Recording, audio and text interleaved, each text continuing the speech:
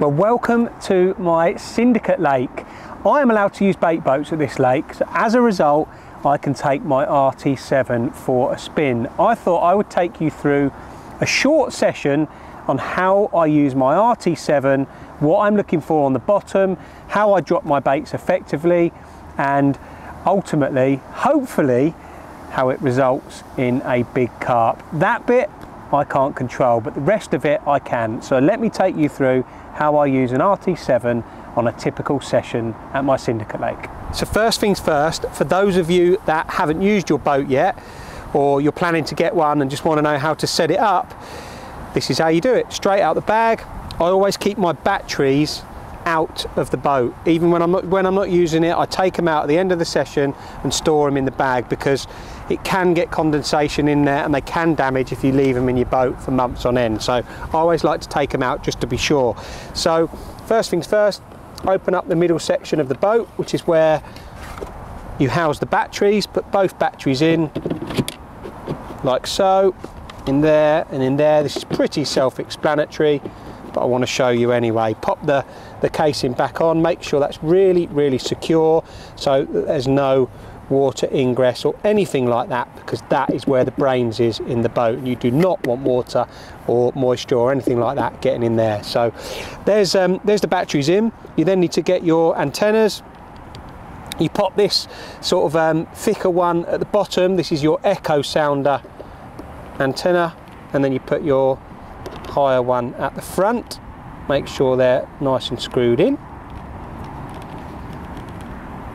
And there you have it, your boat is set up and ready to go. When you turn it on, I always do the back one first, followed by the front one, and you can then turn on your handset and everything after. My handset is stored in this nice secure case, and yeah, I'll be turning on my handset next to link the boat up and get it out there in the pond.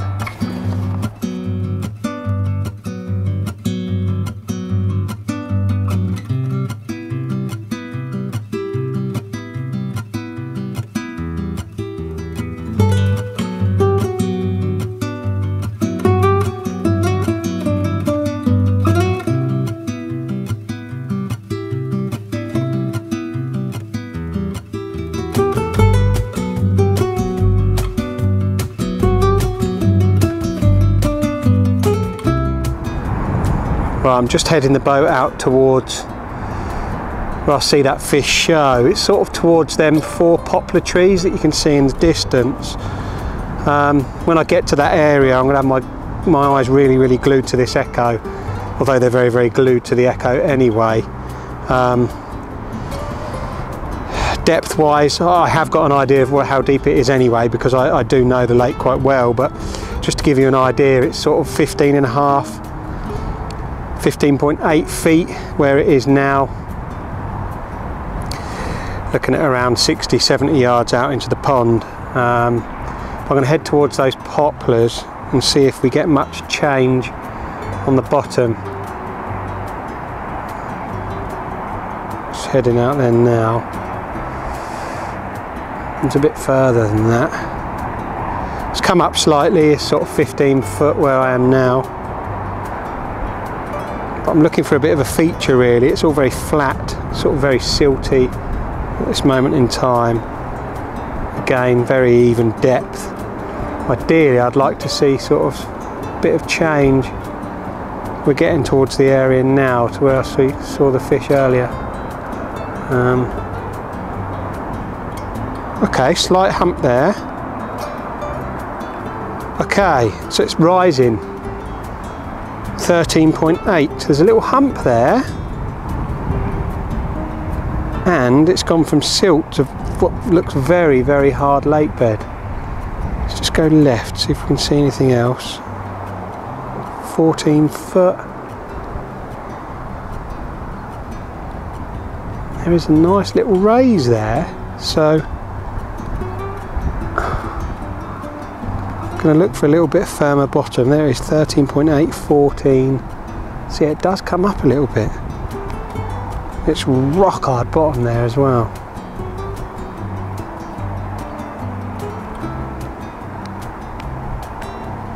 So what I'm going to do now, I'm actually going to mark that on my GPS just where it comes up.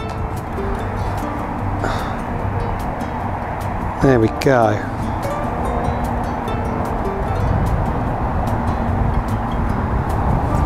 That's beautiful. There's a little raise there, and then it sort of slopes back down again. So it goes up to sort of 13.7, 13.8, and if I come right, it goes down into 14.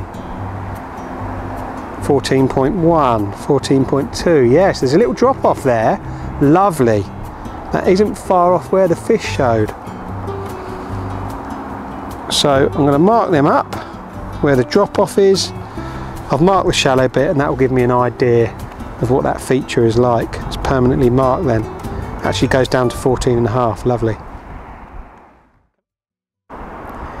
Now, one thing I always like to do, either sort of before taking the boat out to the spot, is mark the home position. I normally do that sort of 15 yards past the end of my lines, and that just means that once I've dropped my bait and I want to sort the rod out, put it on the rest, tighten the bob and everything, I can press home button and autopilot it back home. So I'm just going to type in sort of home now, press OK, and then that's permanently marked. So yeah, once I've dropped it, I can send the boat back and I know it's coming home every single time without having to drive it back.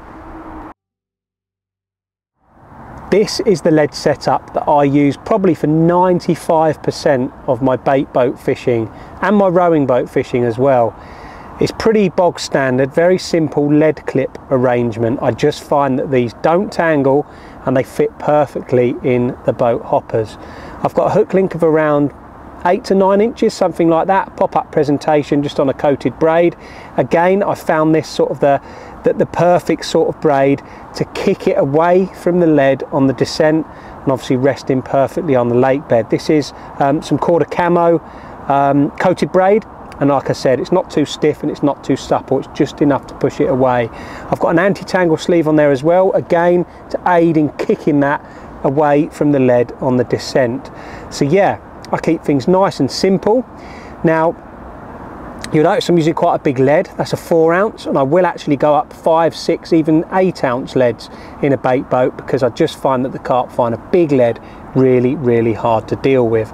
Now, one thing I do in the boat to prevent tangles and to make sure that on the descent the hook and the hook bait is not tangling around the leader or anything like that, or ingraining in any bait or any loose bait, I do like to add a little PVA bag of foam. That's just one nugget of foam, and I have tried squeezing it around the hook and all that sort of thing, but in deep waters, which I fish a lot, I find that the foam comes off as it descends through the lake water column. So one thing I like to do, sorry I've just dropped it, is just nick the hook through there like so, and that will take anything up to a minute to dissolve. So that will go to the bottom, it will hold it up like that before dissolving and just kicking nice and slowly onto the lake bed.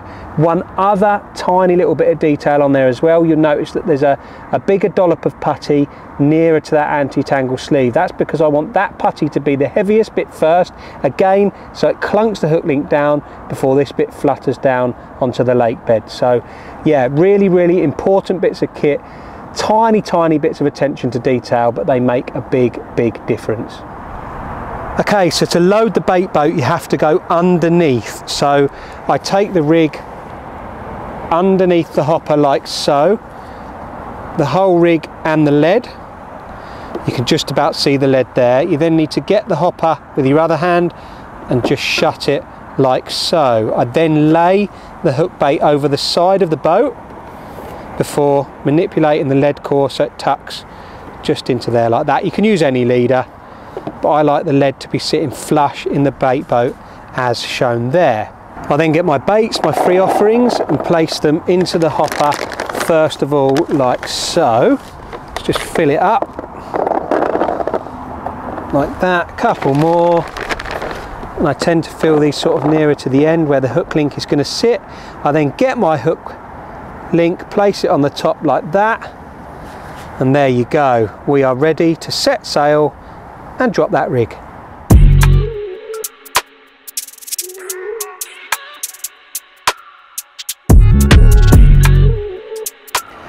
Okay, so I'm just driving out to the spot. I like to get about 20 yards out into the pond, and then I will press my mark, which is GPS'd.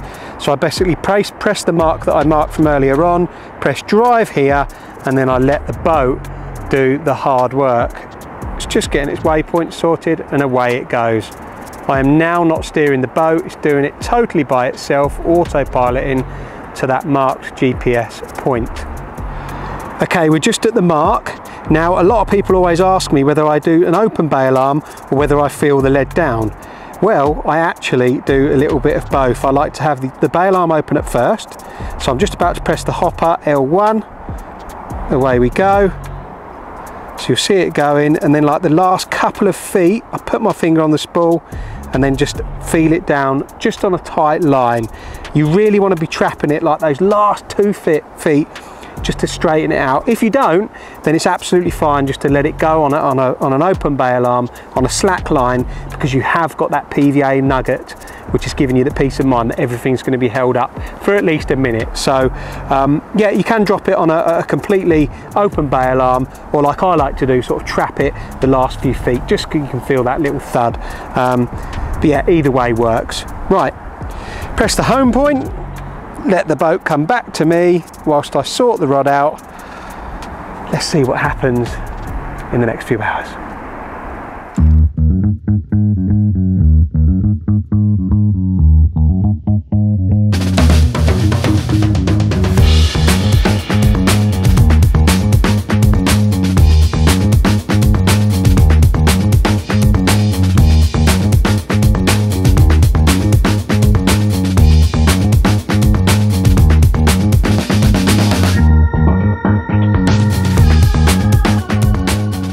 Well, there you go. Finding the spot with the RT7 really paid off. A 30 pounder in the winter just goes to prove that if you get it right, get everything right with that bait boat, you can catch extra carp, and that's exactly what I've done. What a creature that is.